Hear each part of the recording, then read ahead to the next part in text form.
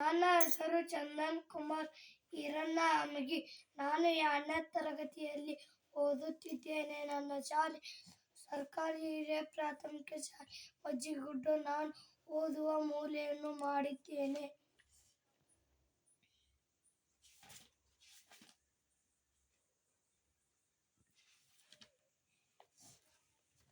ಕುಮಾರ ಅಮ್ಮ ಅಮ್ಮ ಅಮ್ಮ ಏನು ಕುಮಾರ ಕುಮಾರ ಗುಬ್ಬಿಗಳು ಏನು ಮಾಡುತ್ತಿವೆ?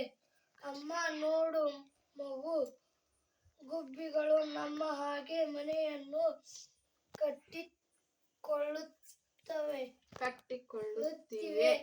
ಕಟ್ಟಿಕೊಳ್ಳುತ್ತಿವೆ. ಕುಮಾರ ಹಾಗಾದರೆ ಮನೆ ಕಟ್ಟಲು ಬೇರೆಯವರು ಬರುವುದಿಲ್ಲವೇ?